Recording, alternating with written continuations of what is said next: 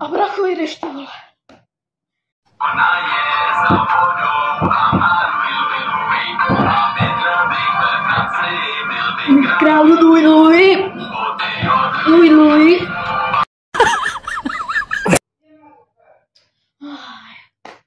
Zdár?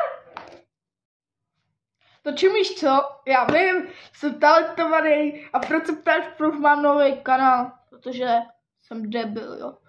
Prostě video je vlastně kvůli tomu, aby jste si na mě zvykli, jo. Já vím, jsem prostě kokot, který si dává. Ale to nevadí, jo.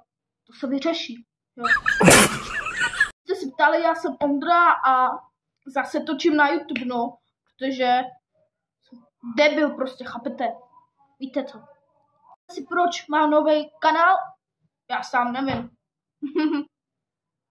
Sledujte moje všechny sítě, protože jsem útlar.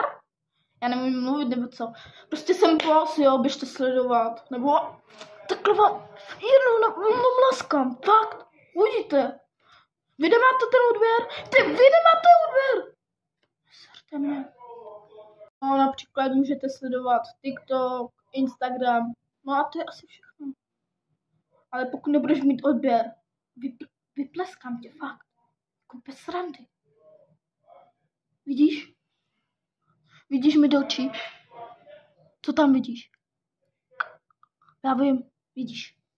Tohle je peklo. Na tomhle kanálu najdete všechno, jen ne hry. Okay.